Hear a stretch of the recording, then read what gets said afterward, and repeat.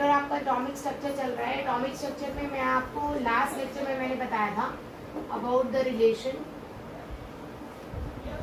Between Bohr model and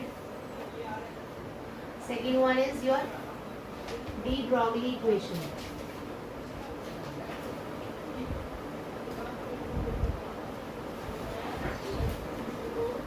और वहां पर मैंने आपको बताया था रिलेशन निकला था, आपके पास रिजल्ट निकला था 2πr is equal to n lambda. मैंने आपको बताया था कि for 2πr is equal to 2 lambda की कंडीशन अगर है पहली, तो इसका मतलब जो डिस्टेंस है वो ट्रेवल करेगा बाय द टू वेज। ठीक है भाई। इसके बाद मैंने आपको सेकंड कराया था 2πr इज इक्वल टू अगर 3 लैम्डा है तो सर्कमफ्रेंस का जो डिस्टेंस है वो ट्रैवल होएगा बाय द 3 वेव्स। इसी तरह से 2πr is equal to 4 lambda है, तो आप कितना भी बना सकते हैं बेटा जी, इसमें इस तरह से ट्रैवल करेगा। एंड लास्ट में कर रही हूँ 2πr is equal to 5 lambda.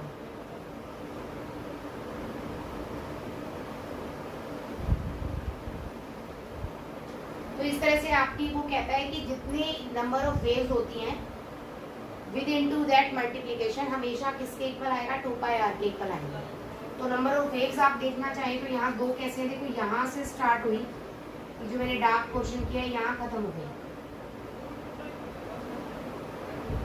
तो यहाँ से ये आगे वेव स्टार्ट हुई है, ये सेकेंड है बचा, यहाँ से स्टार्ट हुई क्रस्ट और फिर ये ड्रॉप।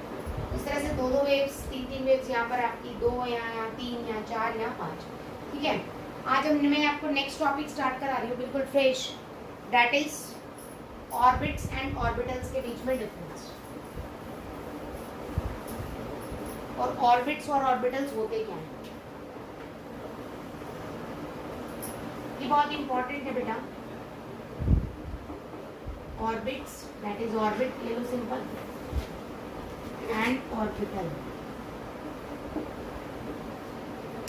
देखिए ऑर्बिट का ही दूसरा नाम होता है बेटा शेल, या इसी को मैं बोलती हूँ energy level.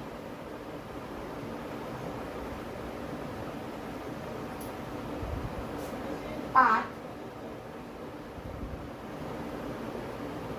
in which electron revolve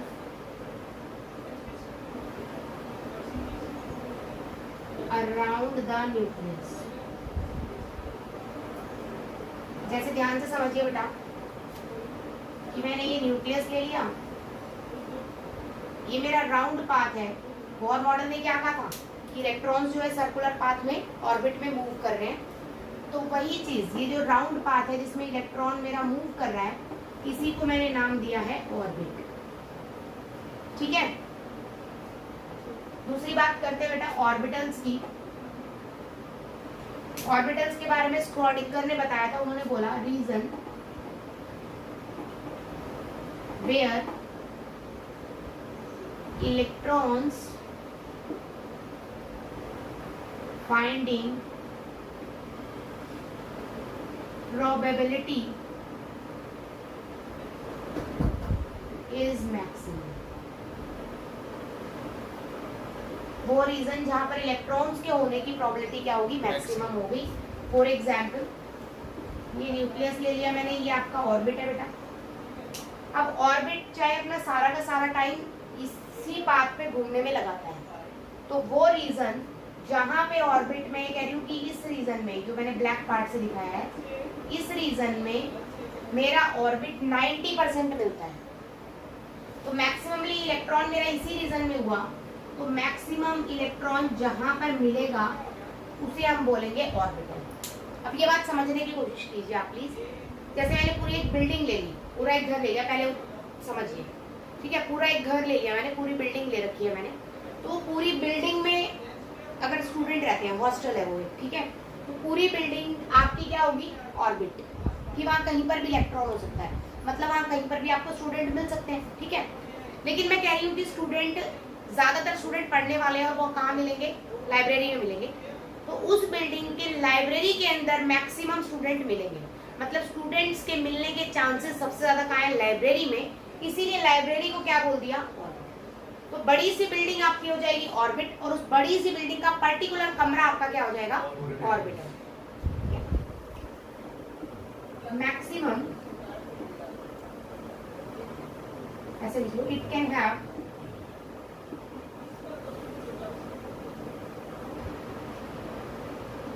maximum 2 electrons. अब मैंने रूल बना दिया भाई कि उस हॉस्टल के अंदर एक कमरे में मैक्सिमम कितने इलेक्ट्रॉन, कितने बच्चे हो सकते हैं, 2। तो आपको एक कमरे में मैक्सिमम 2 ही मिलेंगे, ठीक है। अब हो सकता है कि पूरे घर में 10 कमरे हो, एक कमरे में 2 मिल रहे हैं। हो सकता है बेटा 9 कमरे खाली हो, तो यहाँ पर 2 भी हो सकते हैं। हो सकता है 2 कमरे भरे हुए हो तो सिर्फ 4 इलेक्ट्रॉन मिल रहे हो, मतलब 4 बच्चे मिल रहे हो सकता है 10 के 10 कमरे भरे हुए हो और नंबर ऑफ बच्चे कितने हो जाए, 10 हो जाए। तो यहाँ पर it can have, it may have 2 electrons और मे मोर। इसके पास 2 भी हो सकते हैं और 2 से ज्यादा भी हो सकते हैं, लेकिन 2 तो होंगे। तो आपको डिफरेंस क्लियर हो गया यहाँ पर बहुत अच्छे से कि ऑर्बिट एक्चुअलिटी में वो ट्रेजेक्टरी पाथ है जिसपे इलेक्ट्रॉन रिवॉल्व करेगा, जिसपे इलेक्ट्रॉन घूमेगा, उस पर्टिकुलर पाथ को हम बोलेंगे ऑर्बिट। और इलेक्ट्रॉन कहाँ मिलेंगे, उस पर्टिकुलर पाथ पे भी पर्टिकुलर जगह पे इलेक्ट्रॉन के मिलने के चांसेस सबसे ज्यादा है, तो उस जगह को मैंने क्या बोल दिया, ऑर्बिट। ठीक है, क्लियर है मेरी बात यहाँ तक?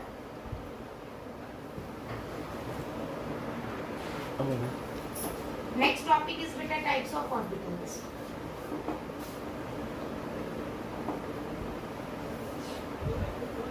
ऑर्बिटल्स कितने टाइप्स के होते हैं?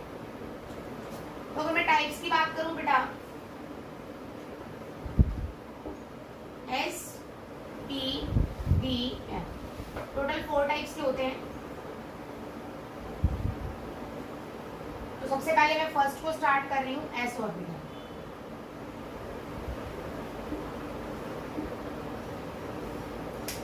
तो ध्यान से समझना बेटा, S ऑर्बिटल क्या होता है, स्फेरिकल होता है। ये मैंने एक्स एक्सिस बनाई, वाई एक्सिस और ये मेरी जेड एक्सिस।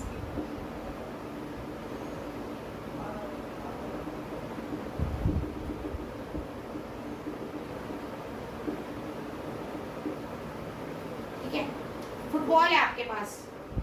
फुटबॉल को अगर आप देखो तो क्या किसी भी डायरेक्शन से अलग नजर आएगी? नहीं नजर आएगी। तो अगर फुटबॉल आपकी किसी भी डायरेक्शन से अलग नजर नहीं आती है तो आपको क्या नजर आ रहा है कि हर डायरेक्शन में आपका क्या है, इक्वल है। दैट इज, आप ये कह सकते हैं, it is non directional in nature. नीचे लिख देते हैं,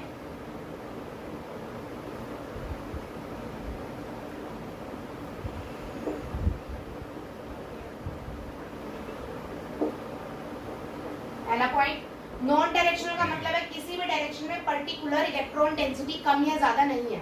तो आप कह सकते हैं electron density is equal in all directions। तो बेटा यहाँ पर अगर आप फुटबॉल को देखिए तो फुटबॉल में तो गैस भरी हुई है, हर कोने में गैस भरी हुई है। तो इसका मतलब वहां पर इलेक्ट्रॉन के होने की संभावना क्या है, हर जगह सेम है। तो आप कह सकते हैं यहाँ पर नोडल प्लेन क्या है, 0 है।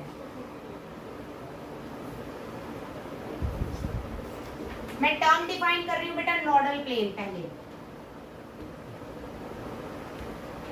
कि नोडल प्लेन क्या होता है। रीजन वेयर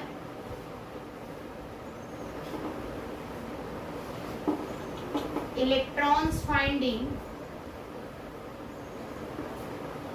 probability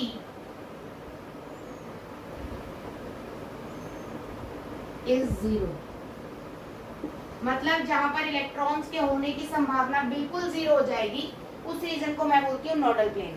तो देखा जाए तो यहाँ पर बिल्कुल सर्कुलर है, हर डायरेक्शन में इलेक्ट्रॉन डेंसिटी इक्वल है, इसीलिए हर डायरेक्शन में इलेक्ट्रॉन्स के होने की संभावना क्या होगी, बिल्कुल सेम होगी। ठीक है, मतलब हर डायरेक्शन में इलेक्ट्रॉन मिलेगा। फुटबॉल को ले लो आप एग्जांपल, फुटबॉल की तरह ही होता है मेरा spherical, that is S orbital, football की तरह ही होता है बेटा। तो आप देखोगे फुटबॉल के अंदर जो गैस है वो हर कोने में हर जगह इक्वल है, बिल्कुल इक्वल गैस है। इसी रीजन की वजह से वहां पे नोडल प्लेन क्या होगा, जीरो, मतलब ऐसा कोई प्लेन है ही नहीं जहां पर गैस ना हो। ठीक है, दूसरी चीज इसमें यहाँ पर आप लिखेंगे, इसकी शेप के बारे में बात करें तो ना साफ नजर आ रहा है, spherical in shape.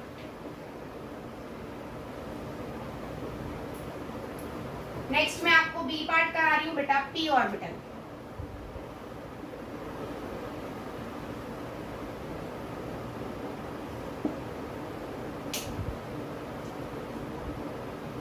Dumbbell shape होती है बेटा जी,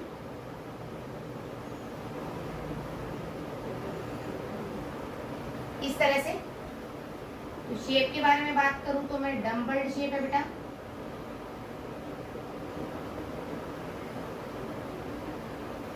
इनको बोलते हैं बेटा लॉब्स। तो लॉब्स की बात करूं तो 2 नजर आ रहे हैं, एक ऊपर और एक नीचे। तो पी ऑर्बिटल आपका टोटल 3 टाइप का होता है बेटा, px, py और pz। अब आपको अच्छे से दिख रहा है कि यहाँ पर इस तरफ कोई इलेक्ट्रॉन नहीं है, इस तरफ कोई इलेक्ट्रॉन नहीं है, तो किसी किसी डायरेक्शन में इलेक्ट्रॉन होंगे। देखो जहां पर मैंने ये दिखाया है आपको, ब्लैक मैंने शेड किया है, सिर्फ इलेक्ट्रॉन वही है। तो इधर वाले रीजन में इलेक्ट्रॉन नहीं है, इधर वाले रीजन में इलेक्ट्रॉन नहीं है। तो यहाँ पर ऐसे रीजन होते हैं जहां पर इलेक्ट्रॉन नहीं होते, तो आप कह सकते हैं this is directional in nature.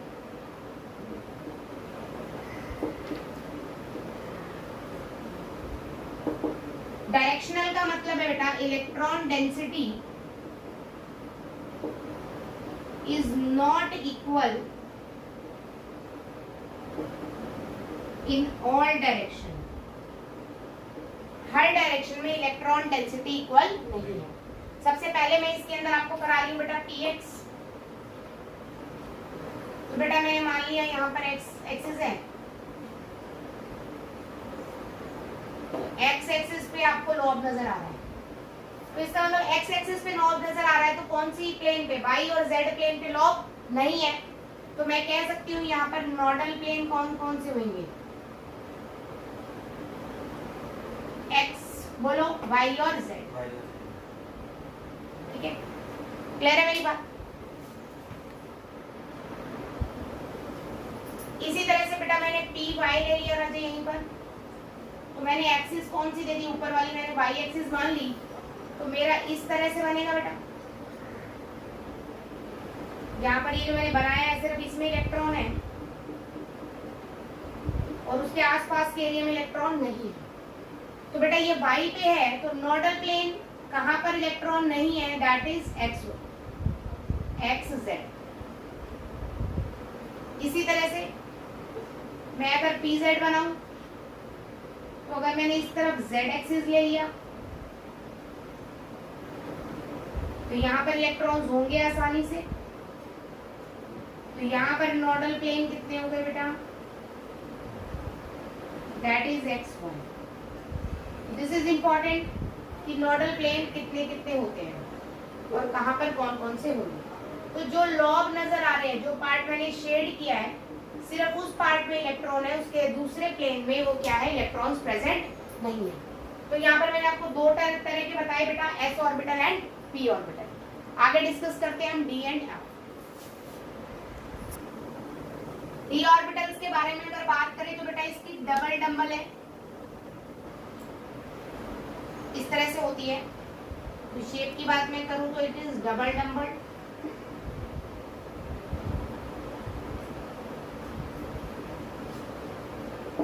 दो डंबल है और लॉब्स कितने हैं बेटा, 4 लॉब्स हैं टोटल। तो डबल डंबल शेप आपको नजर आ रही है।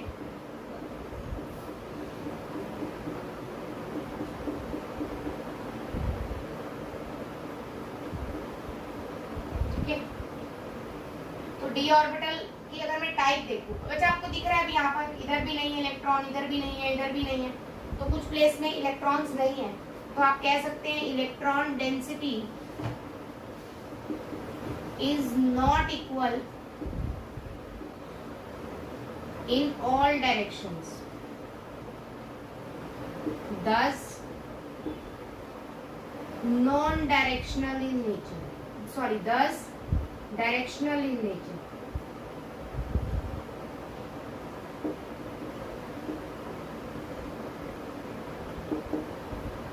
ठीक है, तो अगर मैं इसी चीज पे फोकस करते हुए इसकी टाइप्स बताऊं तो डी ऑर्बिटल आपके 5 टाइप्स का होता है बेटा। D x y, d y z, d z x, d x square minus y square and d z square. तो सबसे पहले हम डिस्कस कर रहे हैं बेटा आपका डी एक्स वाई। बहुत आसान है, ध्यान से देखिए। ये मेरा x है, ये मेरा y है।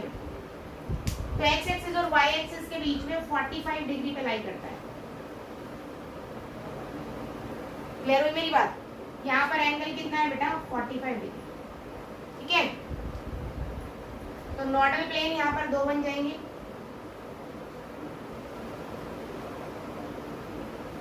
YZ और ZX।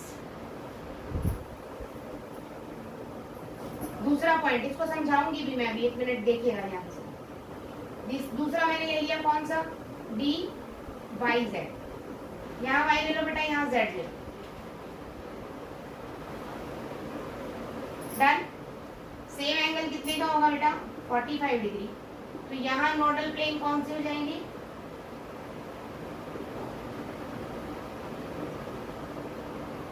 ZX और XY। ठीक है, आगे देखते हैं। उसके बाद देखते हैं बेटा YZ के बाद है डी ZX। तो दो प्लेन्स मैंने ले लिए, एक तरफ x हो जाएगा, दूसरी तरफ z हो जाएगा।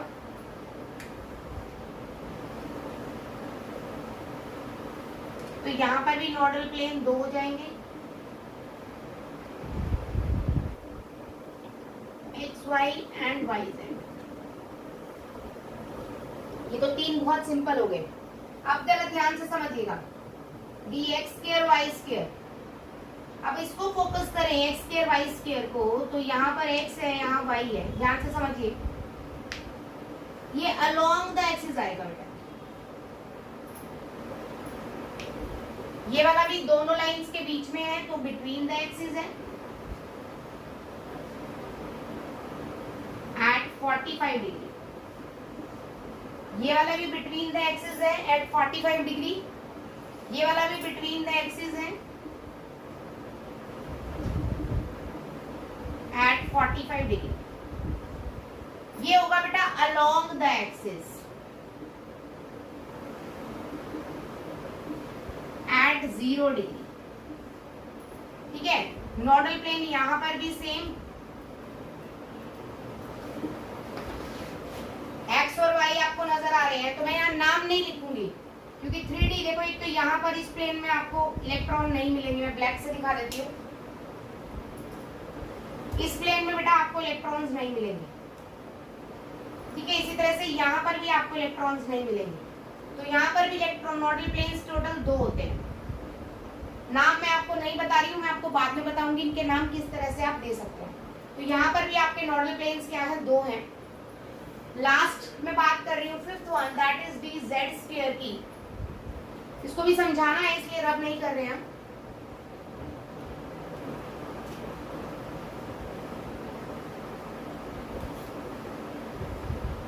जेड एक्सिस के अलाउंग होगा बेटा कुछ इस तरह से। यहाँ दो सर्कल होते हैं, इसको आप डार्क पैटर्न मान सकते हैं।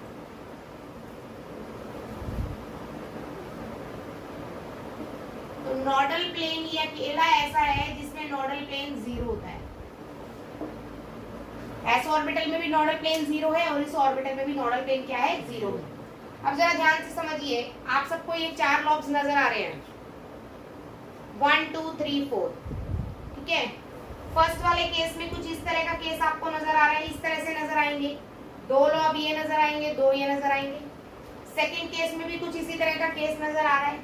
थर्ड में भी कुछ इसी तरह नजर आ रहा है। फोर्थ में इसकी बजाय मैंने ये कर दिए, तो एक्सिस क्या हो गई, 0 डिग्री पे आ गया। ठीक है, फिफ्थ समझिए, फिफ्थ बेटा यू नहीं देखना है, यू देखना है। तो देखो यू देखो इसे,